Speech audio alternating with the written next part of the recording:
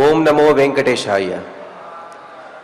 రామచంద్రచరితా కథామృతం లక్ష్మణాగ్రజ గుణానుకీర్తనం రాఘవేశ తవ పాద సేవనం సంభవంతు మమ జన్మ జన్మని. హే రామచంద్ర, ఎన్నో జన్మల పుణ్యఫలంగా లభించిన నీ కథాశ్రవణ సౌభాగ్యము, దేవాది దేవతలు మరియు అపౌరుషేయమైన వేదాలు, అలాగే పౌరుషేయ పురాణాదుల వలె నిన్ను కీర్తించే అవకాశము, సత్పురుషులతో కలిసి నీ పాదసేవ విశేషము మాకు ప్రతి జన్మలో కూడా ప్రసాదించమని శ్రీరాముడిని, తదభిన్న శ్రీనివాస పరబ్రహ్మని ప్రార్థిస్తూ ఆ స్వామి యొక్క దయా విశేషం చేత ప్రతిరోజు మనం నిర్వహించుకునే అయోధ్యాకాండ ప్రవచన కార్యక్రమంలో ఈరోజు కార్యక్రమాన్ని మనం శ్రీ గురు ధ్యానాదులను సత్సంకల్ప వాక్యాలను కలిసి పలుకుతూ ప్రారంభించుకుందాం. శ్రీ గురు ధ్యానం. గురుర్బ్రహ్మా గురుర్విష్ణు గురుర్దేవో మహేశ్వరః గురుః సాక్షాత్ పరం బ్రహ్మ తస్మై శ్రీ గురవే నమః. శ్రీనివాస ధ్యానం. శ్రీ వెంకటాద్రినిలయః కమలాకాముకః పుమాన్ అభంగుర విభూతిర్నః తరంగయతు మంగళం. అథ సంకల్పః.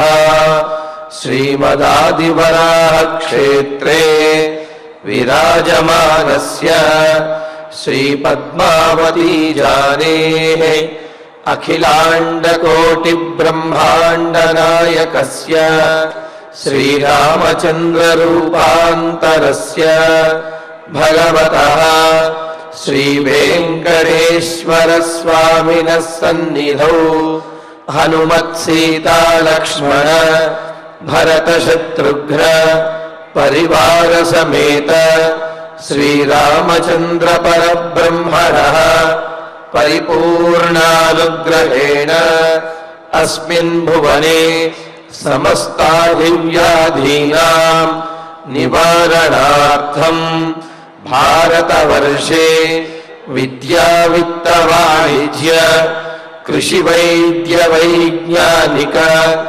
దేశరక్షణాదిరంగేషు విద్యమానానాం ఆస్తిక మహాజనానాం సర్వేషాం సకుటుంబానాం ఆయురారోగ్యైశ్వర్య సద్బుద్ధి ఇత్యాది సర్వశుభఫల ప్రాప్త్యర్థం ధర్మాచరణ ద్వారా శ్రీరామరాజ్యస్య పునర్వ్యవస్థాపనార్థం ఉద్యోగార్థినాం సముచితోద్యోగ ప్రాప్త్యర్థం దంపతీనాం అనుకూల దాంపత్య సిద్ధ్యర్థం సంతానస్య పితృవాక్య పరిపాలనానుకూల బుద్ధి ప్రచోదనార్థం సకల కార్య సిద్ధ్యర్థం గో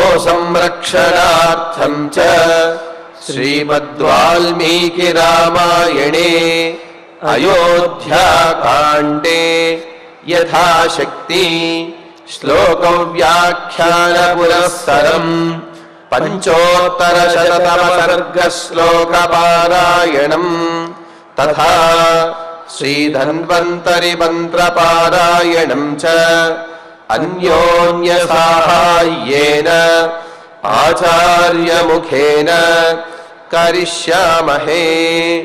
శ్రీ వాల్మీకి ప్రార్థనా. కూజంతం రామ రామేతి మధురం మధురాక్షరం ఆరుహ్య కవితాశాఖాం వందే వాల్మీకి కోకిలం. శ్రీ ఆంజనేయ ప్రార్థనా. మనోజవం మారుతతుల్య వేగం జితేంద్రియం బుద్ధిమతాం వరిష్టం వాతాత్మజం వానరయూధముఖ్యం శ్రీరామదూతం శిరసా నమామి. శ్రీరామాయణ ప్రార్థనా. వాల్మీకి గిరి సంభూత రామసాగరగామిని పునాతి భువనం పుణ్యా రామాయణ మహానది శ్రీరామ ప్రార్థనా అయోధ్యాఖ్యేతు గురువర్ధే త్యక్త్వా రాజ్యం గిరౌ వసన్ పాదుకే భరతాయాదాత్ సరామ శరణం మమ శ్రీరామచంద్ర పరబ్రహ్మణే నమః. అథ శ్రీమద్ రామాయణే ఆదికావ్యే అయోధ్యాకాండే పంచోత్తరశతతమః సర్గః. శ్రీమన్నారాయణ చరణౌ శరణం ప్రపద్యే. శ్రీమతే నారాయణాయ నమః. శ్రీరామాయ నమః. ఆత్మానమనుశోచత్వం కిమన్యమనుశోచసి ఆయుస్తే హీయతే యస్య స్థితస్య చ గతస్య చ. చిత్రకూట పర్వతం దగ్గరికి వచ్చినటువంటి భరతుడు రామచంద్రమూర్తిని మరలా అయోధ్యా నగరానికి రమ్మని, పట్టాభిషిక్తుడివై మమ్మల్ని అందరినీ పాలించమని, అందుకు నీవే సమర్థుడివి అని, మరి ఈ ఉద్దేశ్యంతో తండ్రి గారు నిన్ను పెంచి పోషించి ఎన్నో ఆశలు పెట్టుకుని నువ్వు రాజవుతావు అని చెప్పి అనుకున్నటువంటి దశరథ మహారాజు నేను పట్టాభిషేకం ప్రకటించిన తర్వాత నీకు పట్టాభిషేకం జరగకుండా నువ్వు రాజు అవ్వకపోయేటప్పటికీ నీవు వనవాసానికి వచ్చేటప్పటికి ఆ దిగులుతోటే గతించేశాడు. మరి ఆయన చిరకాల వాంఛను నీవు నెరవేర్చాలి కదా, నీకోసమనే ఆయన గతించాడు కదా.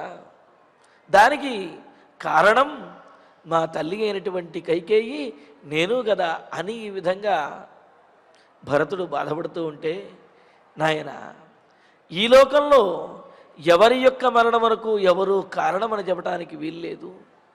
అంతా కూడా విధి విలాసంగానే జరుగుతుంది, కాలానుగుణంగానే జరుగుతుంది.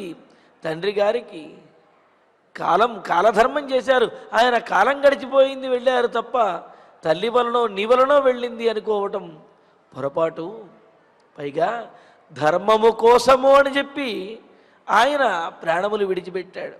ఆయన ఏ ధర్మం కోసం ప్రాణములు విడిచిపెట్టాడో ఆయన పోయిన తర్వాత ఆ ధర్మాన్ని మనం విడిచిపెట్టినట్లయితే ఆయన ప్రాణత్యాగానికి లేకపోతే ఆయన యొక్క ఆ సత్య నిరతికి ప్రయోజనం ఏముంటుంది? ఆయన సత్యప్రతిజ్ఞకు మరి ఆటంకం వాటిల్లంటవదా? పైగా ఆయన మరణం గురించి నువ్వు చింతిస్తూ ఉన్నావే, అసలు ఈ లోకంలో ఎవరు పూర్తిగా జీవించి ఉండగలుగుతారు? రాత్రి పగలు గడుస్తున్నాయి అంటే ఏ రోజు గడిచితే ఆ రోజు మరి ఆయుష్లో తగ్గినట్లే కదా అని అంటూ, కావున తండ్రి గారి గురించి ఆలోచించడం మానేసి, అంటే ఆయన గతించాడనే విషయం ఆలోచించడం మానేసి మార్చలేనటువంటి విషయములలో ఏమీ అంటే ఎంత ప్రయత్నించినప్పటికీ కూడా ఏమీ చెయ్యలేనటువంటి విషయములలో ఎక్కువగా ఆలోచించడం వివేకవంతుల లక్షణం కాదు. ఎందుకు అంటే తండ్రి గారి యొక్క మరణాన్ని ఇప్పుడు మనం మార్చలేము. ఆయన కూడా కాలధర్మంతో కాలానుగుణంగా గతించారు. కావున దాని గురించి ఎక్కువగా ఆలోచించడం మానేసి బ్రతికి ఉన్నటువంటి మనం ఆచరించవలసినటువంటి ధర్మం గురించి నీవు ఆచరించు అని చెబుతూ, నాయన భరత స్థితస్య గతస్య చ, నిలబడి ఉన్నప్పటికీ లేకపోతే నిద్రపోతున్నప్పటికీ, అంటే మెలకువని ఉన్నా నిద్రపోతూ ఉన్నప్పటికీ కూడా యస్యతే ఆయుః హీయతే, తండ్రి గారు గతించడం కాదు మన ఆయుష్ కూడా పడుకుని ఉన్నా నిలబడి ఉన్నా కార్యములు చేస్తున్నా ఏదైనప్పటికీ కాలం గడుస్తూ ఉన్నది అంటే ఆయుస్సు క్షీణిస్తూనే ఉంటుంది కదా. కావున ఆత్మానమనుశోచ, నీవు నీ గురించి ఇప్పుడు ఆలోచించు, అంటే నీవు నిర్వర్తించవలసినటువంటి ధర్మం గురించి నీవు ఇప్పుడు ఆలోచించు, కానీ గతించిన వారి గురించి ఆలోచించడం అంటే వారు గతించారనే ఆలోచనతోటి నీ ధర్మాన్ని నీవు విస్మరించడం అనేది సరైనది కాదు.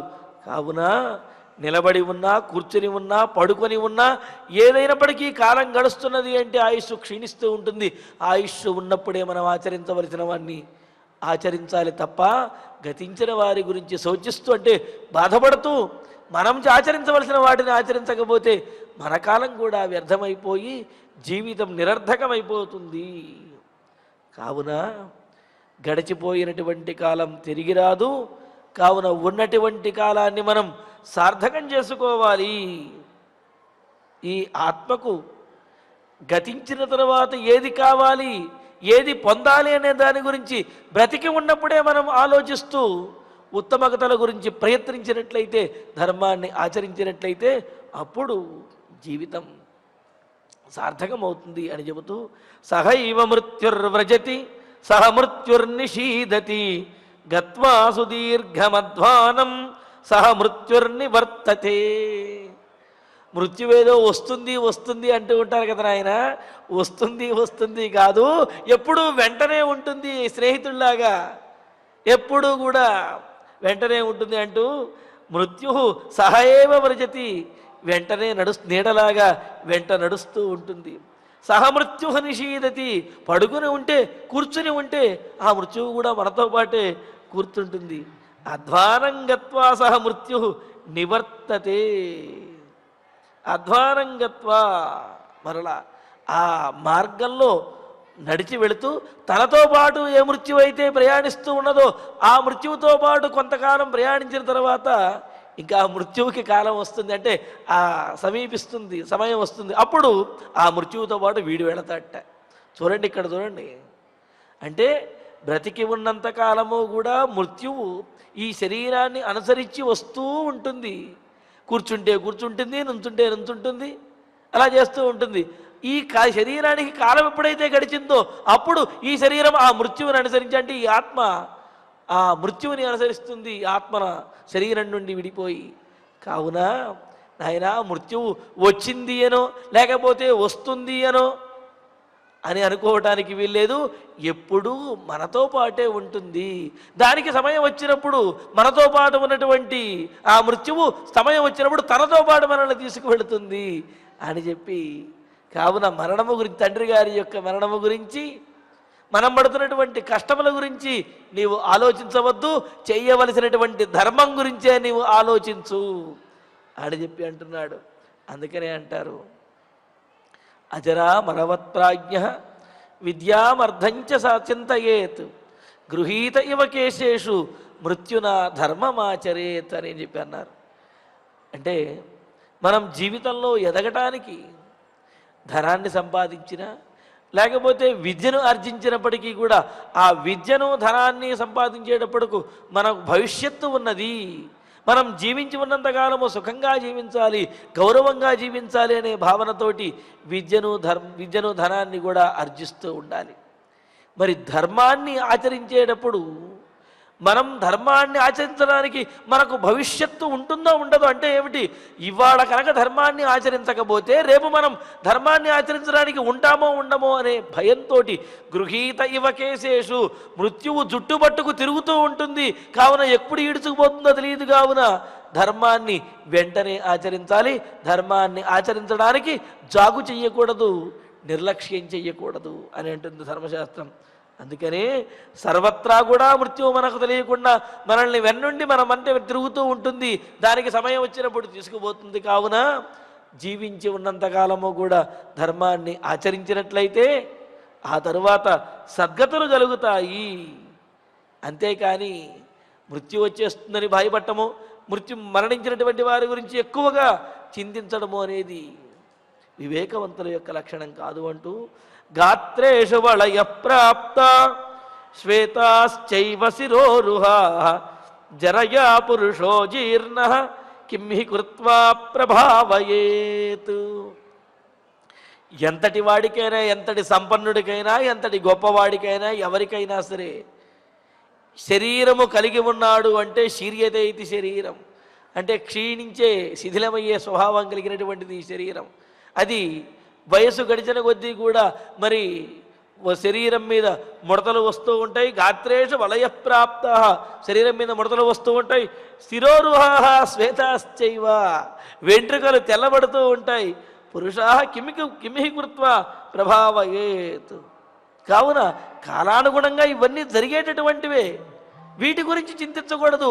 ఈ కాలాన్ని మనం ఎంతవరకు సార్థకత చేసుకున్నాము, ఎంతవరకు మనల్ని మనం ఉద్ధరించుకుంటూ ఇతరులను ఉద్ధరించే విధంగా ఈ దేశానికి, సమాజానికి, మనకు మనం ఏ విధంగా ఉపయోగపడగలుగుతున్నాము, ఎలా ధర్మాన్ని ఆచరించగలుగుతున్నాం అనేదే ముఖ్యంగా ఆలోచించాలి తప్ప వెంట్రుకలు తెల్లబడ్డాయనో, లేకపోతే శరీరంలో ముడతలు వచ్చాయనో, లేకపోతే మృత్యువు సమీపిస్తుందనో వీటి గురించి ఆలోచించకూడదు అని అంటున్నాడు. అందుకనే అంటారు, ప్రథమే నార్జిత విద్య, ద్వితీయే నార్జితం ధనం, తృతీయే నార్జితం పుణ్యం, చతుర్థే కిం కరిష్యతి అని చెప్పి చదవవలసినటువంటి చిన్న వయస్సులో విద్యాభ్యాసాన్ని చెయ్యాలి.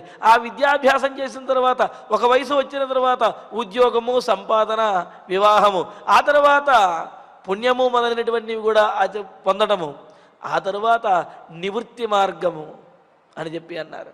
ఇలా అలా కాకుండా చిన్న వయస్సులో చదువుకోకుండా, అలాగే సంపాదించవలసినటువంటి వయసులో ఉద్యోగము, సంపాదన లేకుండా, పుణ్యాన్ని ఆచరించవలసిన సమయంలో పుణ్యకార్యాలు ఆచరించి పుణ్యాన్ని పొందవలసిన సమయంలో పుణ్యాన్ని పొందకుండా, ఇక శరీరం అంతా కూడా జీర్ణించుకుపోయి ముసలిదనం వచ్చి మంచంలో పడ్డ తర్వాత అబ్బబ్బా నేను అప్పుడు చేయలేకపోయానే అని చేతులు పిసుక్కుంటూ అప్పుడు చేద్దాము అని అనుకుంటే కుదిరేటటువంటి వ్యవహారమా?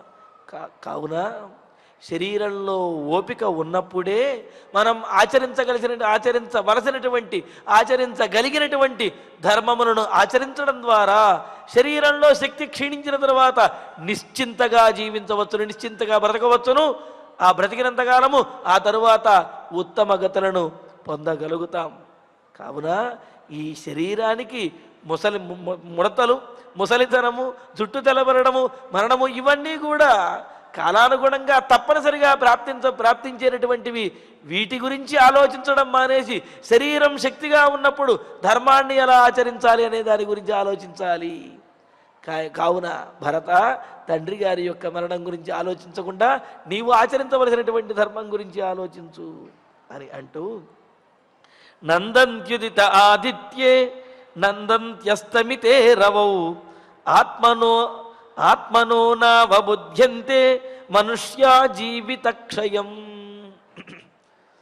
మానవులు సహజంగా అందరము కూడా ప్రాతకాలం అవుతున్నది, తెల్లవారుతున్నది అంటే మన ఉద్యోగాలకి, మన సంపాదనలకు, లేకపోతే పిల్లలు ఆటలకు వెళ్ళొచ్చు అని ఈ విధంగా ఆనందిస్తూ ఉంటారు.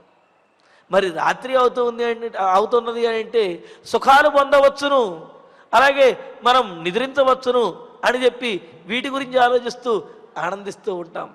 అదే మాటను చెబుతూ, మనుషులు ఆదిత్యే ఉదితే నందంతి, సూర్యుడు ఉదయిస్తూ ఉంటే చూచి ఆనందిస్తూ ఉంటారు. అమ్మయ్య తెల్లవారిందమ్మా, కాబట్టి ఇక మన పనులన్నీ కూడా మనం చేసుకోవచ్చు, డబ్బు సంపాదించుకోవచ్చు, ఆడుకోవచ్చు, పాడుకోవచ్చు అని ఇలాగా ఆనందిస్తూ ఉంటారు. అంతేకాదు రవౌ అస్తమితే నందంతి, సూర్యుడు అస్తమించగానే అమ్మయ్య ఇప్పటిదాకా పనిచేసి అలసిపోయాము, ఇక మనం సుఖాన్ని పొందవచ్చు, నిద్రించవచ్చు అని చెప్పి అలాగా అస్తమించగానే ఆనందిస్తూ ఉంటారు. కానీ సూర్యుడు ఉదయిస్తున్నాడు, సూర్యుడు అస్తమిస్తున్నాడు అని అంటే అక్కడ ఆ పూటలు గడిచిపోతున్నాయి, తన జీవితంలో అవన్నీ కూడా గడిచిపోతున్నాయి అనే విషయాన్ని గ్రహించలేకపోతున్నారు. ఆత్మనః నావబుధ్యంతే, తమ జీవితం యొక్క క్షయమును, ఆ ఆయుర్దాయం క్షీణించడం అనే దాన్ని తెలుసుకోలేకపోతున్నారు. కావున తెల్లవారిందా, పనులు చేసుకున్నామా, రాత్రి అయిందా, నిద్రపోయామా అంటుంటారు కదా అని చెప్పి, పడుకున్నామా, తిన్నామా, తెల్లారిందా అని చెప్పి అంటుంటారా. ఇలా కాకుండా వీటి గురించి ఆలోచించడం కాకుండా, తిన్నామా, పడుకున్నామా, తెల్లారిందా అన్నట్టుగా దీని గురించి కాకుండా ఈ పగలు కానీ రాత్రి కానీ, లేకపోతే మనం ఏ సమయంలో ఏ ధర్మాన్ని ఆచరించాలో మన కర్తవ్యములను మనం ఆచరిస్తున్నామా అనే దాని గురించి ఆనందించాలి, అనే విషయం గురించి చింతించాలి అని చెప్పి అంటున్నారు. అందుకనే వర్షార్ధమష్టౌ ప్రయేతేత మాసాన్ నిశార్ధమర్ధం దివసేయతేత వార్ధక్యహేతోర్వయసా నవేన పరత్రహేతోర్హజన్మనాచ అని చెబుతూ,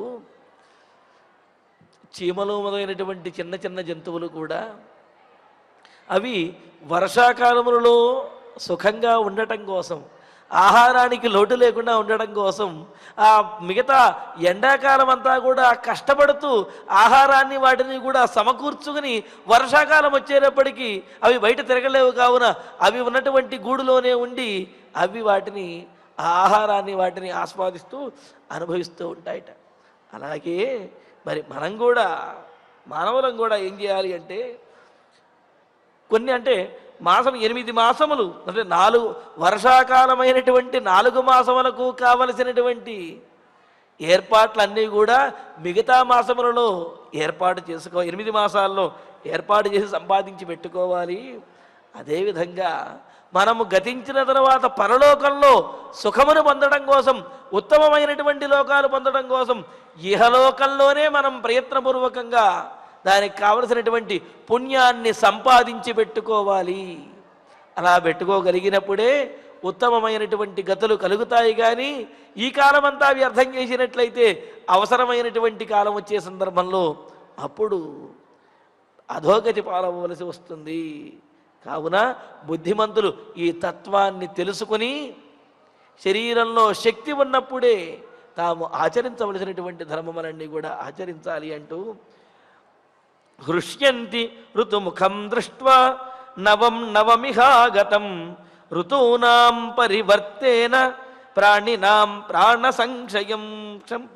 ప్రాణసంక్షయ. ఇంకో ఉదాహరణ కూడా చెబుతున్నారు.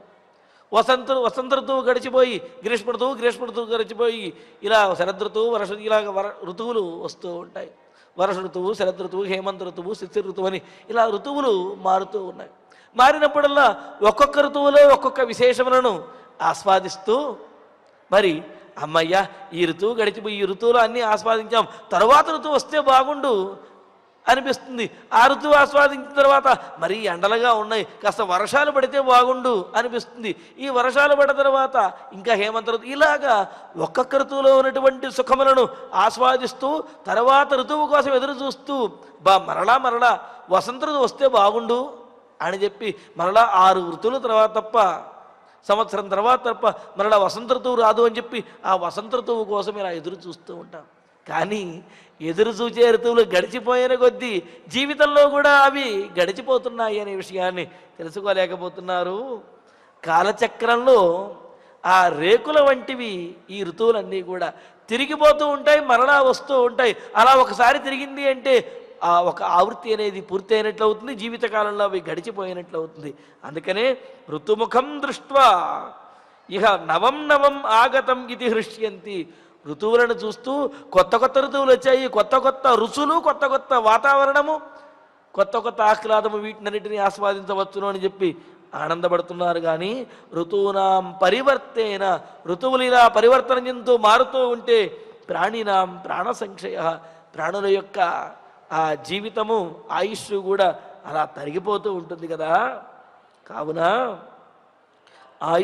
ఆయుర్దాయం అనేది ఆత్మోద్ధరణ కోసం, తనను తాను ఉద్ధరించుకోవటం కోసం ప్రయత్నించాలి తప్ప ఏదో ఋతువులలో వచ్చేటటువంటి ఆ సుఖములను అనుభవించడం కోసం కాదు మనకు ఆయుష్ ఉన్నది.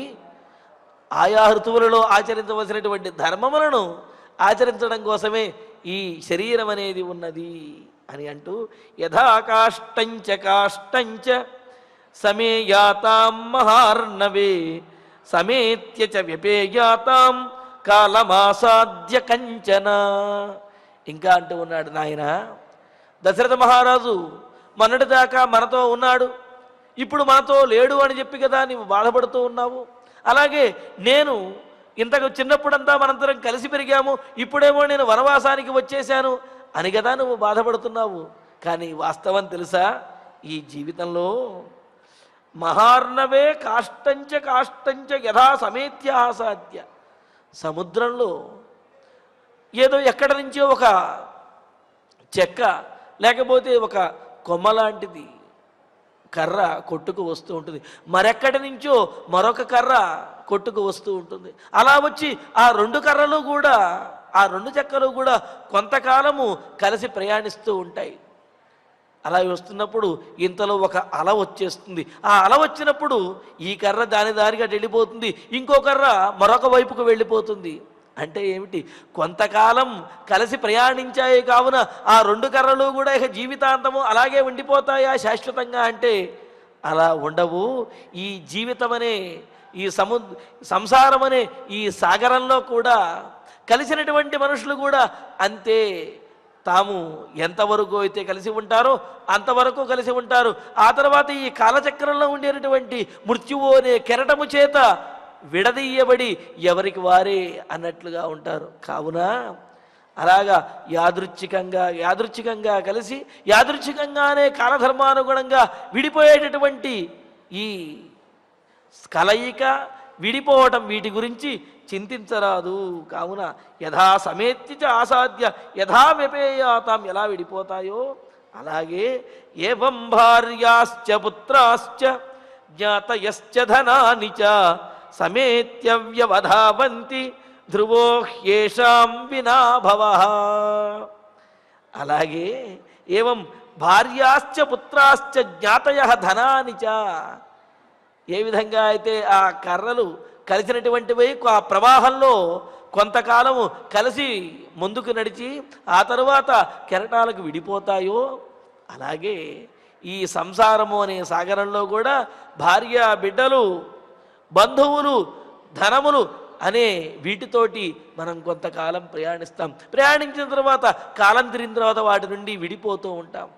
అయితే దీని నుండి తెలుసుకోవాల్సింది ఏమిటంటే ఎప్పుడైతే కలిసి ఉన్నారో అప్పుడు సవ్యంగా కనుక ఉన్నట్లయితే మరి ఆ కలిసి ఉన్నంతకాలము కూడా సార్థకం చేసుకున్నట్లు అవుతుంది. కావున ఎప్పుడు విడిపడిపోతామో అని తెలియనటువంటి విషయం గురించి ఆలోచించడం మానేసి కలిసి ఉన్నటువంటి కాలాన్ని సార్థకం చేసుకుంటూ సుఖంగా సంతోషంగా ఒకరికి ఒకరు అన్యోన్యంగా అభిమానములతో జీవించగలిగినట్లయితే చాలు, అది జీవితాన్ని సార్థకం చేసుకున్నట్లే అవుతుంది అని చెప్పి అంటూ, కావున వ్యవధానంతి ఏషాం వినాభవ ధ్రువహి వ్యవధావంతి అని అంటూ. అదేవిధంగా అందరూ కలిసి ఉన్నటువంటి వారందరూ కూడా ఏదో ఒక కాలంలో వ్యవధానాన్ని పొందవలసి వస్తుంది. అయితే కలిసి ఉన్నంతకాలము సుఖముగా ఉండడానికి, అన్యోన్యంగా అభిమానంగా ఉండడానికి, ధర్మాన్ని ఆచరించడానికి ప్రయత్నించినట్లయితే అప్పుడు జీవితం సార్థకమవుతుంది. కానీ ఉన్నటువంటి కాస్త జీవితాన్ని కూడా పోట్లాటలతోటో ఈర్ష్య, అసూయ, ద్వేషాలతోటో గడిపినట్లయితే ఇంకా ఉన్నటువంటి జీవితాన్ని కూడా వ్యర్థం చేసుకున్నట్లు అవుతుంది. కావున ఆయన నీవు తండ్రి గారి గురించి ఆలోచించవద్దును, మనం ఏం చెయ్యాలి అనే దాని గురించి మాత్రమే ఆలోచించు అని అంటున్నాడు. అందుకనే కదా అంటారు రుణానుబంధ రూపేణ పశుపత్ని సుతాలయా రుణక్షయే క్షయం యాతి కాతత్ర పరివేదన అని చెప్పినట్లుగా రుణానుబంధంగా వచ్చి చేరతారు. ఆ రుణానుబంధం తీరిన తర్వాత విడిపోతారు. ఈ బంధం ఉన్నప్పుడు సవ్యంగా ఉండగలిగితే అదే సార్థకత అనే విషయాన్ని చెబుతూ, నాత్ర కశ్చిద్ యథాభావం ప్రాణీ సమభివర్తతే తేన తస్మిన్ అసామర్థ్యం ప్రేతస్యాస్త్వనుశోచతః అని అంటూ ఇక్కడ అంటున్నాడు, నాయన తండ్రి గారు గతించాడు అని చెప్పి నీవు బాధపడుతున్నావు కదా, మరి అసలు నీవు గతించకుండా ఉండడానికి ఏమైనా నువ్వు చేసుకోగలవా? లేదు కదా. కావున ఎవరి గురించి కూడా ఎవరు కాలాన్ని అదుపులో ఉంచలేరు. అటువంటప్పుడు ఇతరుల యొక్క కాలం గురించి బాధపడుతూ నీవు నీ కాలాన్ని వ్యర్థం చేసుకుంటే ఎలాగయ్యా అని అంటూ, అత్ర కశ్చిత్ యథాభావం న సమభివర్తతే. ఈ లోకంలో ఏ ఒక్కడు కూడా తనకు ఇష్టం వచ్చినంత కాలం ఉండలేడు. తేనా మరి అందువల్ల ప్రేతస్య అనుశోచతః తస్మిన్ సామర్థ్యం యోగ్యత నాస్తి. మరణించినటువంటి వారి గురించి ఎక్కువగా బాధపడటం కానీ, లేకపోతే అతని యొక్క మరణాన్ని నివారించుకోవటం కానీ, నివారించే విషయంలో కానీ ఏ ఒక్కడికి శక్తి లేదు.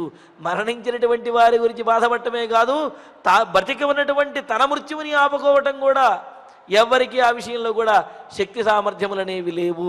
కావున ఈ లోకంలో ఎవరు కూడా తాను ఉండదలచినంత కాలము ఉండటము అనేది, ఎంతకాలమైనా సరే శాశ్వతంగా ఉండడం అనేది కుదరనటువంటి పని.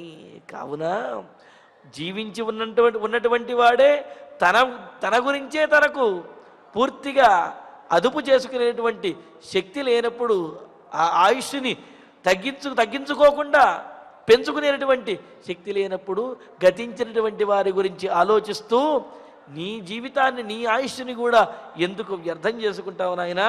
కావున కశ్చిత్, ఎవడైనా సరే జీవించి ఉన్నంతకాలము తన ధర్మములను ఆచరించాలి అని అంటూ, యథాహితార్థం గచ్చంతం బ్రూయాత్ కశ్చిత్ పథి స్థితః అహమప్యాగమిష్యామి పృష్ఠతో భవతామితి.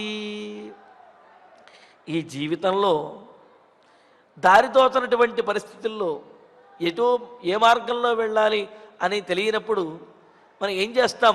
ఎవరైనా ఒక మార్గంలో వెళుతూ ఉంటే, అడవిలో ఉన్నాం, ఎటు వెళ్ళాలో తెలియదు, అటువంటి సందర్భంలో ఎవరైనా ఒక మార్గంలో వెళుతూ ఉన్నట్లయితే వారిని చూసి, అయ్యా నేను కూడా మీ మార్గంలో వస్తాను, నన్ను కూడా తీసుకువెళ్ళండి అని చెప్పి ఆ విధంగా అడిగి ముందు వెళ్ళేటటువంటి వాళ్ళ యొక్క మార్గాన్ని ఆ తరువాత అనుసరించి మనం వెళుతూ ఉంటాం. అదేవిధంగా ఇక్కడ గచ్చంతం సార్ధం పధిస్థితః కశ్చిత్, వెళ్ళేటటువంటి వాడిని చూచి ఆ మార్గంలో ఉన్నటువంటి వాడు తాను కూడా అదే మార్గంలో వస్తాను అని చెప్పి అనుసరించి ఏ విధంగా వెళతాడో, భవతాం పృష్ఠతః ఆగమిష్యామి, నీ వెనకాలే నేను కూడా వస్తాను అని ఏ విధంగా అంటాడో, ఏవం పూర్వైర్గతో మార్గః పితృపైతామహో ధ్రువః తమాపన్నః కథం శోచేత్ యస్య నాస్తి వ్యతిక్రమః. అదేవిధంగా మన తండ్రి గారు కూడా మన తాత ముత్తాతలు వెళ్ళినటువంటి మార్గంలో ఆయన కూడా అనుసరించి వెళ్ళాడు. అలాగా తాత ముత్తాతల యొక్క మార్గాన్ని అనుసరించి వెళ్ళినటువంటి వాడైన తండ్రి గారి గురించి నీవు ఎందుకు ఇంతగా బాధపడుతున్నావు? పోనీ నీవు బాధపడి వెనక్కి ఏమైనా తీసుకురాగలవా? తీసుకురాలేవు కదా. కావున అలా బాధపడటం మానేసి ఆయన సంతోషించాలి అని అంటే ఆయన యొక్క ఆశయం ఏదైతే ఉన్నదో అది వాటిని నెరవేర్చడము, రాజ్యాన్ని పరిపాలించడము, ధర్మాన్ని పరిపాలించడం నీవు చెయ్యవలసినటువంటిది అని అంటూ, పితృమైతామహ ధ్రువ, మన తల్లిదండ్రులు తాత ముత్తాతలు వెళ్ళినటువంటి మార్గంలోనే మనము కూడా తప్పనిసరిగా వెళ్ళాలి, ఇది నిశ్చయం. మరి అటువంటి నిశ్చయమైనటువంటి మార్పు చెయ్యలేనటువంటి విషయం గురించి ఎందుకు ఇంతగా నువ్వు బాధపడుతూ ఉన్నావు అని అంటూ, అందుకనే మనకు స్మృతులు కూడా తెలియజేస్తున్నాయి. ఏనాస్య పితరో యాతాః ఏన యాతాః పితామహాః తేన యయాత్ సతాం మార్గం తేన గచ్చన్నరిష్యతి అని చెప్పి అంటూ, తండ్రులు ఏ మార్గంలో వెళ్ళారో, తాతలు ఏ మార్గంలో వెళ్ళారో వాళ్ళు వెళ్ళినటువంటి ధర్మ మార్గంలోనే ఈ బతికి ఉన్నటువంటి వారు కూడా, సంతానం కూడా వెళ్ళడానికి ప్రయత్నించాలి. వారిలాగానే ధర్మాన్ని ఆచరించాలి. ఒకవేళ వాళ్ళు ధర్మాన్ని ఆచరించకపోతే వారిని తరింపజేయడానికి ఈ బ్రతికి ఉన్నటువంటి వాడు ధర్మాన్ని ఆచరించి వాళ్లను తరింపజేయాలి అని చెప్పి సందర్భం వచ్చింది కాబట్టి చెప్పుకుందాము. ఎవరైనా గతించిన తర్వాత షోడశ మహాదానాలు అని, దశదానాలు అని, ఈ విధంగా దాన ధర్మాలవన్నీ కూడా వాళ్ళ యొక్క సంతానము చేస్తూ ఉంటారు. ఎందుకని? వీళ్ళు చేసినటువంటి దానం ఆ పితృదేవతలకు చెంది వాళ్ళు తరించాలి అని చెప్పి. కానీ కొంతమంది బ్రతికి ఉండంగానే తాము చేయవలసినటువంటి దాన ధర్మాలన్నీ కూడా తామే నిర్వర్తిస్తూ ఉంటారు. అలా చేసినటువంటి వారికి వాళ్ళు గతించిన తర్వాత వాళ్ళు సంతానం చేయవలసినటువంటి అవసరము కూడా ఉండదు. కావున మన పెద్దలు ఏ మార్గంలో అయితే వెళ్ళారో ఆ మార్గంలో, ధర్మబద్ధమైనటువంటి మార్గంలో ప్రయాణించాలి. ఆ విషయంలో ఎటువంటి మార్పు ఉండదు. ఒకవేళ వారు ధర్మాన్ని ఆచరించకపోయినా మనమైనా సరే వారి కోసం ధర్మాన్ని ఆచరించి ఆ పుణ్యాన్ని వారికి ఇవ్వవలసినటువంటి బాధ్యత మన మీద ఉన్నది. కావున ఇలా కాలధర్మానుగుణంగా జరిగేటటువంటి విషయముల గురించి చింతించద్దు అని అంటూ ఇంకా అంటున్నాడు. ఏవం జ్ఞాత్వా, మనకు భగవద్గీతలో కూడా భగవానుడు తెలియజేస్తున్నాడు. ఏవం జ్ఞాత్వా కృతం కర్మ పూర్వైరపి ముముక్షుభిః కురు కర్మైవ తస్మాత్వం పూర్వై పూర్వతరం కృతం. మన పెద్దలందరూ కూడా వారు చేయవలసినటువంటి వారి కర్తవ్యములను, అంటే ఒకటి ధర్మాన్ని ఆచరించడము, మరి ఒకటి కుటుంబాన్ని వీటిని పోషించుకోవటము. వీటినన్నింటినీ కూడా తాము జీవించి ఉండగా తాము ఆచరించవలసినటువంటి కర్తవ్యములన్నింటినీ కూడా చక్కగా పూర్తిగా నిర్వర్తించుకుని వారు పుణ్యాత్ములై గడిచిపోయారు. అదే మార్గంలో నీవు కూడా బ్రతికి ఉండగా నీ కర్తవ్యములన్నింటినీ ధర్మములన్నింటినీ పాటించాలి, వాళ్ళని అనుసరించాలి అని చెబుతూ ఉన్నాడనమాట. కాబట్టి మహాజనో ఏనగత సపంధా, ఉత్తములైనటువంటి వారు ఏ మార్గంలో వెళతారో దానినే ఆ తరువాతి వారు కూడా అనుసరిస్తారు.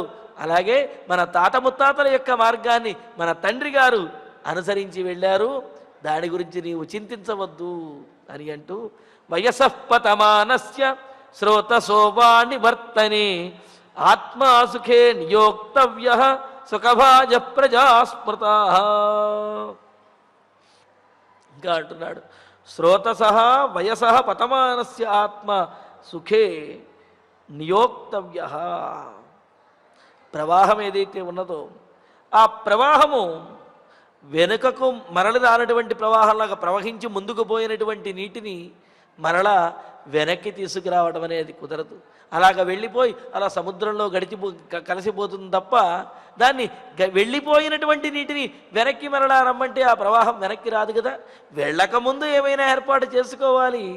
అది కూడా అది ఎంత ఏర్పాటు చేసినప్పటికీ ప్రవాహం ఎక్కువైనట్లయితే ఎన్ని ఏర్పాట్లు చేసినా సరే మొత్తం ఆ ఆనకట్టతో పాటుగా కొట్టుకుపోయే విధంగా చేస్తుంది. కావున ఈ వయస్సు, ఈ జీవితము, ఆయుష్ కూడా ప్రవాహము వంటివి అలా వెళుతూ ఉంటాయి. అయితే ఆ ప్రవాహము సముద్రము కలిసేలోపు దానిని మనం వినియోగించుకోవాలి, అంతే కదండి. నదీ జలమును సముద్రములో కలిసేలోపు మనం తాగటానికి కానీ పొలాలకు కానీ వేటికైనా సరే ఆ నదిలో ప్రవహించినటువంటి నీటిని సముద్రంలో కలిసేలోపే దాన్ని మనం వినియోగించుకోవాలి. అంతేగాని సముద్రంలో కలిసిపోయిన తర్వాత మనం దాన్ని ఎలా వినియోగించుకుంటాం? అవి ఉప్పు నీరు అయిపోతుంది కదా. అలాగే ఈ జీవితము, ఈ వయస్సు ప్రవాహము లాంటివి. కావున ఈ ప్రవాహము అంతరించకముందే, మృత్యువులో కలవకముందే దీనిని పరిపూర్ణంగా ధర్మముతోటి వినియోగించి సార్థకం చేసుకున్నట్లయితే మరి ఈ జీవితానికి సార్థకత అనేది ఉంటుంది. కావున ఆత్మా సుఖే నియోక్తవ్య, మన మనస్సుని మన బుద్ధిని కూడా జీవించి ఉన్నంతకాలము కూడా సుఖానికి హేతు కారణమైనటువంటి ధర్మమయందు నిలిపి ఉంచడం ద్వారా జీవితం సార్థకమవుతుంది. అప్పుడు ప్రజా సుఖభాజ స్మృతా, ఈ విధంగా ధర్మాన్ని ఆచరించడం ద్వారా సుఖమును పొందగలుగుతారు అని అంటూ మరి ఇక్కడ శాస్త్రవిహితమరు ఏది ధర్మము ఏది అధర్మము అనే దానికి మనకు శాస్త్రములు చాలా నిక్కచ్చిగాను నిర్మోహమాటంగాను సమానమైనటువంటి ధర్మంతో బోధించాయి. కావున శాస్త్రవిహితమైనటువంటి కార్యములను ఆచరించడము సుఖము, ధర్మము. శాస్త్ర నిషిద్ధమైనటువంటి కార్యములను ఆచరించడము అది కష్టము, అధర్మము అవుతుంది. కావున పెద్దలు చెప్పిన విధంగా, ధర్మశాస్త్రములు చెప్పిన విధంగా ధర్మాన్ని ఆచరిస్తూ ఇహలోకంలోనూ పరలోకంలోనూ కూడా సుఖములను పొందాలి అని అంటూ ధర్మాత్మా శుభై కృత్స్నై క్రతుభిశ్చాప్త దక్షిణై ధూతపాపో గతస్వర్గం పితాన పృథివీపతి. మరి ఇంతకు ముందు చెప్పినట్లుగా మన తండ్రి గారు దశరథ మహారాజు గారు అన్నింటినీ కూడా ఆచరించి ధర్మాత్మాన పిత, ధర్మాత్ముడైనటువంటి మన తండ్రి దశరథ మహారాజు పృథివీపతి శుభై ఆప్తదక్షిణై కృత్స్నై క్రతుభి, శుభకరమైనటువంటి, అదేవిధంగా తాను ఎవరి చేత ఆయా ధర్మకార్యములను నిర్వర్తింపజేశాడో వారికి వారి యొక్క కష్టములకు తగిలినటువంటి ఫలితములను వాళ్లకు ఇస్తూ, ఆప్తదక్షిణై అంటే ఆ యజ్ఞయాగాదులు చేసినటువంటి వారందరికీ కూడా ఇయ్యవలసినటువంటి దక్షిణలన్నీ కూడా ఇస్తూ, కృత్స్నై కర్తుభి, చేయవలసినటువంటి అన్ని యజ్ఞములను కూడా దైవికమైనటువంటి కార్యములను కూడా ఆచరించి ధూతపాప స్వర్గంగత, పాపము ఏమాత్రము లేకుండా తనదేమైనా పొరపాటున పాపం ఉంటే ఆ పాపమంతా కూడా ప్రక్షాళన చేసుకుని యజ్ఞయాగాది ధర్మానుష్ఠానమును కూడా చేసి స్వర్గంగత, స్వర్గానికి వెళ్ళారు. అంటే తండ్రి గారు ఆయన జీవితాన్ని ఏనాడు వ్యర్థం చేసుకోలేదు. బ్రతికి ఉన్నంతకాలము యజ్ఞయాగాదులను ఆచరించాడు, పరోపకారం చేశాడు, ప్రజలకు ఉపయోగపడ్డాడు, దేవతలకు కూడా సహాయం చేశాడు. ఈ విధంగా తన జీవితాన్ని సార్థకం చేసుకుని తండ్రి గారు పుణ్యాత్ముడై స్వర్గానికి వెళ్ళారు. కావున ఆయనను ఆదర్శంగా తీసుకుని మనము కూడా అలా ఉండాలి అనుకోవాలి తప్ప ఆయన గతించాడు అని బాధపడుతూ మనం చేయవలసినటువంటి కర్తవ్యములను విస్మరించినట్లయితే అది సరైనటువంటి తీరు కాదు అని అంటూ భృత్యానాం భరణాత్ సమ్యక్ ప్రజానాం పరిపాలనాత్ అర్ధాదానాచ్చ ధర్మేణ పితానస్త్రిదివంగతః. ఇంకా అంటున్నాడు, భరత నీకు తెలుసా, తండ్రి గారు సమ్యక్ భృత్యానాం భరణాత్ తన సేవకుల విషయంలో కూడా ఏనాడు నిర్లక్ష్యాన్ని చూపించలేదు. ఆ సేవకులను కూడా చక్కగా పోషించాడు. సమ్యక్ ప్రజానాం ధర్మేణ ప్రజలందరినీ కూడా ధర్మముతోటి పరిపాలించాడు. అర్ధాదానాత్య అదేవిధంగా ప్రజల నుండి ధర్మంగా పరిపాలనకు ఎంత సొమ్మును గ్రహించాలో అంత సొమ్మునే గ్రహించాడు. అంటే సహస్రగుణముత్సృష్టం ఆదత్తే హి రసంరవి అన్నట్లుగా ఆ ప్రజలకు మేలు చేయడం కోసమే ప్రజల నుండి పన్నుల రూపంలో ధర్మంగా గ్రహించి ఆ ప్రజలకు తాను చేయవలసినటువంటి మేలు అంటే వారి నుండి గ్రహించిన దానికంటే కూడా వారికి ఎక్కువగా మేలు చేసి ఈ విధంగా తన పరిపాలనను, తన ధర్మమును, తన కర్తవ్యములను విడిచిపెట్టకుండా అన్నింటినీ ఆచరించి పుణ్యాత్ముడై త్రిదివంగతః ఆయన స్వర్గానికి వెళ్ళారు. నాయన కర్మభిస్తు శుభైరిష్టై క్రతుభిశ్చాప్త దక్షిణై స్వర్గం దశరథ ప్రాప్త పితాన పృథివీపతి. ఈ విధంగా ప్రజలకు, తనకు తన ప్రజలకు కూడా ఇష్టమైనటువంటి శుభై ఆప్తదక్షిణై క్రతుభి మంగళకరమైనటువంటిది, అలాగే గొప్పమైనటువంటి పనులు అన్నాడు. ఇక్కడ యజ్ఞములు అనే దాని ద్వారా, యజ్ఞము అనగానే మనకు వెంటనే మన ఆలోచనలో వచ్చేటటువంటిది ఒక హోమకుండము, ఆ హోమకుండంలో అగ్నిని వ్రేల్చటము, ఆ తర్వాత ఆహుతులు వేయటము అని ఇది యజ్ఞము. ఆ మాట వాస్తవమే. కానీ యజ్ఞము అనే దానికి కేవలం ఇది మాత్రమే అర్థం కాదు. నలుగురికి, అందరికీ కూడా ఉపయోగపడేటటువంటి పని, అందరికీ కూడా సుఖాన్ని కలిగించేటటువంటి, ధర్మాన్ని కలిగించే హితకరమైనటువంటి ఏ పని ఉందో దాన్ని కూడా యజ్ఞము అని చెప్పి అన్నారు. అందుకనే ఇక్కడ చెప్తారు కదా, 100 యజ్ఞముల కంటే 100 యజ్ఞములు చేసినటువంటి ఫలం అనేది ఒక బావిని గనక తవ్వితే వస్తుంది. ఎందుకంటే ఆ బావిని తవ్వడం ద్వారా ఆ ప్రాంతంలో ఉన్నటువంటి వారందరికీ కూడా నీరు అందుతుంది అని చెప్పి, ఇలాగా మన సనాతనమైనటువంటి ధర్మంలో యజ్ఞయాగాదులు చేయటము అది ప్రధానంగా చెప్పారు. అదేవిధంగా సమాజానికి, ఈ లోకానికి ఉపయోగపడేటటువంటి పనులు ఏవైతే ఉన్నాయో వాటిని కూడా యజ్ఞయాగాదులతో సమానము అని చెప్పి కీర్తించారు. కావున అంటే మార్గములను నిర్మించడము, చెట్లను నాటడము, అదేవిధంగా నీటిని అందరికీ కూడా అందించడము, ఇవన్నీ కూడా యజ్ఞములతో సమానమైనటువంటివే అని అంటూ, అంటే శుభై ఆప్తదక్షిణై క్రతుభి శుభకరమైనటువంటి, ప్రజలకు ఉపయోగపడేటటువంటివి, ప్రజలకు ఇహలోకంలో పరలోకంలో కూడా సుఖాన్ని ఇచ్చేటటువంటి యజ్ఞములతోటి, క్రతుభి యజ్ఞముల చేత నా పితా పృథివీపతి మన తండ్రి గారైనటువంటి దశరథ మహారాజు ఇవన్నీ కూడా ఆచరించి స్వర్గం ప్రాప్త స్వర్గాన్ని పొందాడు. ఇష్ట్వా బహువిధైర్యజ్ఞై భోగాంశ్చావాప్య పుష్కలాన్ ఉత్తమంచాయురాసాద్య స్వర్గత పృథివీపతి. ఆయన భరత ఒక్కసారి ఆలోచించు నీవు. పృథివీపతి మన తండ్రి అయినటువంటి దశరథ మహారాజు బహువిధై యజ్ఞై ఇష్ట్వా అనేకమైనటువంటి యజ్ఞములతోటి దేవతలందరినీ కూడా, అంటే ఆయా యజ్ఞ ఫలములను, ఆ శుభ ఫలితములను ప్రజలకు అందజేశాడు. ఆ యజ్ఞములలో ఆహుతులను దేవతలకు ఇచ్చి దేవతలను సంతృప్తిపరిచాడు.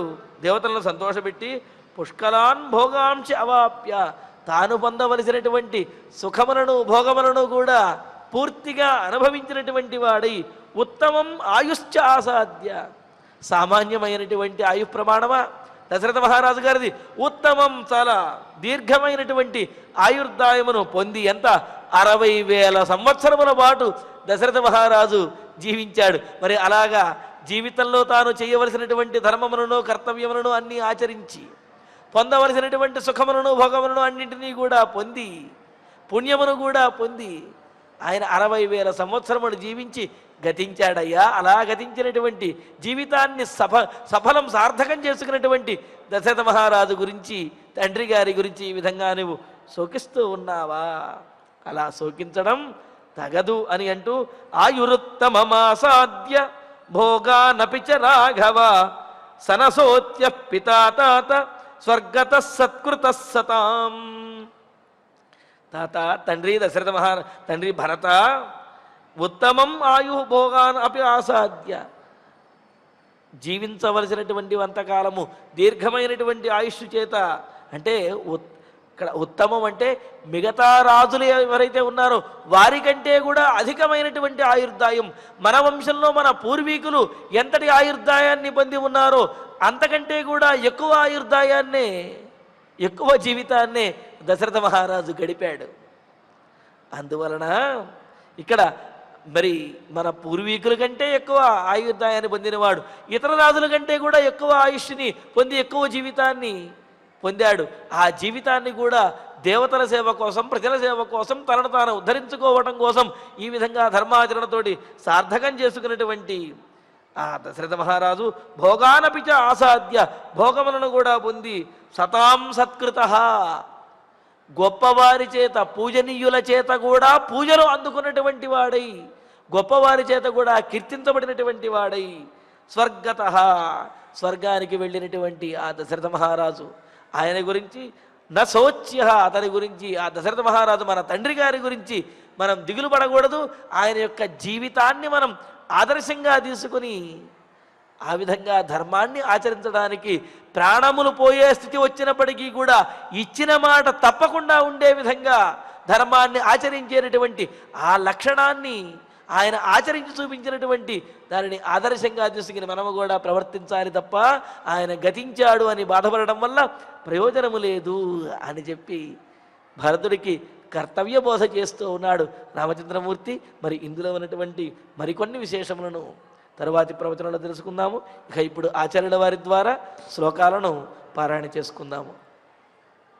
ఆత్మానమనుశోచత్వం ఆత్మానమనుశోచత్వం కిమన్యమనుశోచసి కిమన్యమనుశోచసి ఆయుస్తే హీయతే యస్య ఆయుస్తే హీయతే యస్య స్థితస్య చ గతస్య చ స్థితస్య చ గతస్య చ సహైవ మృత్యుర్వ్రజతి సహైవ మృత్యుర్వ్రజతి సహ మృత్యుర్నిషీదతి సహ మృత్యుర్నిషీదతి గత్వా సుదీర్ఘమధ్వానం గత్వా సుదీర్ఘమధ్వానం సహ మృత్యుర్నివర్తతే సహ మృత్యుర్నివర్తతే గాత్రేషు వలయః ప్రాప్తాః గాత్రేషు వలయః ప్రాప్తాః శ్వేతాశ్చైవ శిరోరుహాః శ్వేతాశ్చైవ శిరోరుహాః జరయా పురుషో జీర్ణః జరయా పురుషో జీర్ణః కిం హి కృత్వా ప్రభావయేత్ కిం హి కృత్వా ప్రభావయేత్ నందంత్యుదిత ఆదిత్యే నందంత్యుదిత ఆదిత్యే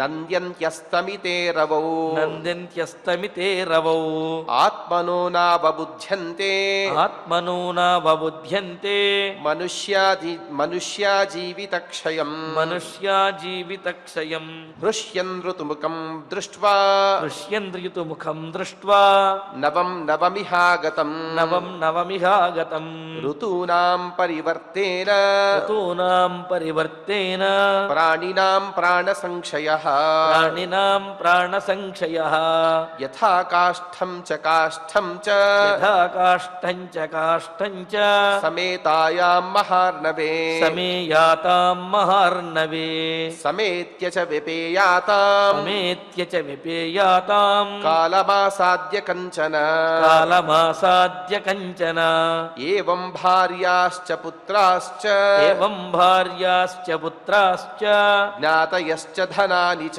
జ్ఞాతయశ్చ ధనాని చ సమేత్య వ్యవధావంతి సమేత్య వ్యవధావంతి ధ్రువో హ్యేషాం వినా భవః ధ్రువో హ్యేషాం వినా భవః నాత్ర కాశ్చిద్ యథా భావం నాత్ర కశ్చిద్ యథా భావం ప్రాణీ సమభివర్ధతే ప్రాణీ సమభివర్తతే తేన తస్మిన్న సామర్థ్యం తేన తస్మిన్న సామర్థ్యం ప్రేతస్యాస్త్యనుశోచతః ప్రేతస్యాస్త్యనుశోచతః యథా హి సార్థం గచ్చంతం యథా హి సార్థం గచ్చంతం బ్రూయాత్ కశ్చిత్ పథి స్థితః బ్రూయాత్ కశ్చిత్ పథి స్థితః అహమప్యాగమిష్యామి అహమప్యాగమిష్యామి పృష్ఠతో భవతామితి పృష్ఠతో భవతామితి ఏవం పూర్వైర్గతో మార్గః ఏవం పూర్వైర్గతో మార్గః పితృపైతామహో ధ్రువః పితృపైతామహో ధ్రువః తమాపన్నః కథం శోచేత్ తమాపన్నః కథం శోచేత్ యస్య నాస్తి వ్యతిక్రమః యస్య నాస్తి వ్యతిక్రమః వయసః పతమానస్య వయసః పతమానస్య శ్రోతసోవానివర్తినః శ్రోతసోవానివర్తినః ఆత్మా సుఖే నియోక్తవ్యః ఆత్మా సుఖే నియోక్తవ్యః సుఖభాజః ప్రజాస్మృతాః సుఖభాజ ప్రజాస్మృతాః ధర్మాత్మా స శుభైః కృత్స్నైః ధర్మాత్మా స శుభైః కృత్స్నైః క్రతుభిశ్చాప్త దక్షిణైః క్రతుభిశ్చాప్త దక్షిణైః ధూతపాపో గతం ధూతపాపో స్వర్గం భూతపాపో గతస్వర్గం పితానః పృథివీపతిః పితానః పృథివీపతిః భృత్యానాం భరణాత్ సమ్యక్ నిత్యానాం భరణాత్ సమ్యక్ ప్రజానాం పరిపాలనాత్ ప్రజానాం పరిపాలనాత్ అర్థాదానాచ్చ ధర్మేణ అర్థాదానాచ్చ ధర్మేణ పితానస్త్రిదివం గతః పితానస్త్రిదివం గతః కర్మభిస్తు శుభైరిష్టైః కర్మభిస్తు శుభైరిష్టైః క్రతుభిశ్చాప్త దక్షిణైః క్రతుభిశ్చాప్త దక్షిణైః స్వర్గం దశరథః ప్రాప్తః స్వర్గం దశరథః ప్రాప్తః పితానః పృథివీపతిః పితానః పృథివీపతిః ఇష్ట్వా బహువిధైర్యజ్ఞైః ఇష్ట్వా బహువిధైర్యజ్ఞైః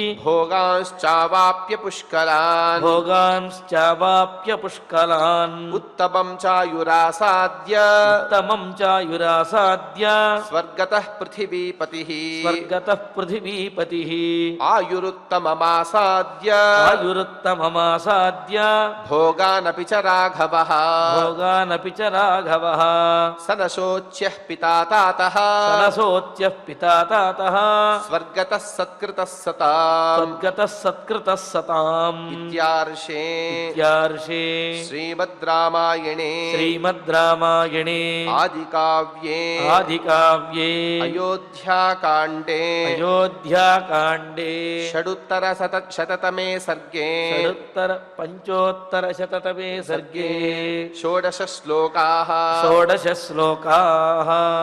ఇక మనం ఫలశ్రుతిని ప్రారంభించి మంగళ శ్లోక పర్యంతం సమిష్టిగా పలుకుదాం. ఈ కార్యక్రమాన్ని సుసంపన్నం చేసుకుందాం. ఫలశ్రుతిః ఆయుష్యమారోగ్యకరం యశస్యం సౌభ్రాతృకం బుద్ధికరం సుఖం చ శ్రోతవ్యమేతన్నియమేన సద్భిః ఆఖ్యానమోజస్కరమృద్ధికామైః. శ్రీరామచంద్ర పరబ్రహ్మణే నమః. అథ ధన్వంతరి ధ్యానం అచ్యుతానంత గోవింద విష్ణో నారాయణామృత రోగాన్ మే నాశయాశేషాన్ ఆశు ధన్వంతరే హరే. ఆరోగ్యం దీర్ఘమాయుష్యం బలం తేజోధియం శ్రియం స్వభక్తేభ్యోనుగృహంతం వందే ధన్వంతరిం హరిం. ధన్వంతరేరిమం శ్లోకం భక్త్యా నిత్యం పఠంతి యే అనారోగ్యం న తేషాం స్యాత్ సుఖం జీవంతి తే చిరం. ఓం నమో భగవతే వాసుదేవాయ ధన్వంతరయే అమృతకలశహస్తాయ వజ్రజలౌకహస్తాయ సర్వామయ వినాశనాయ త్రైలోక్యనాథాయ మహావిష్ణవే స్వాహా. ఓం వాసుదేవాయ విద్మహే సుధాహస్తాయ ధీమహి తన్నో ధన్వంతరి ప్రచోదయాత్. అధనవగ్రహ ప్రార్థనా ఆరోగ్యం పద్మబంధుర్వితరతు నితరాం సంపదం శీతరశ్మిః భూలాభం భూమిపుత్రః సకలగుణయుతాం వాగ్విభూతిం చ సౌమ్యః సౌభాగ్యం దేవమంత్రీ రిపుభయశమనం భార్గవః శౌర్యమార్కిః దీర్ఘాయుః సైంహికేయః విపులతరయశః కేతుః ఆచంద్రతారం అరిష్టాని ప్రణశ్యంతు దురితాని భయాని చ శాంతిరస్తు శుభం మేస్తు గ్రహాః కుర్వంతు మంగళం. అధ క్షమా ప్రార్థనా యదక్షరపదభ్రష్టం మాత్రాహీనం చ యద్భవేత్ తత్సర్వం క్షమ్యతాం దేవ నారాయణ నమోऽस्तु తే. అధ భగవత్సమర్పణం కాయేన వాచా మనసేంద్రియైర్వా బుద్ధ్యాత్మనా వా ప్రకృతే స్వభావాత్ కరోమి యద్యత్ సకలం వరస్మై నారాయణాయేతి సమర్పయామి. అధ మంగళం శ్రియః కాంతాయ కళ్యాణ నిధయే నిధయేర్థినాం శ్రీవేంకట నివాసాయ శ్రీనివాసాయ మంగళం.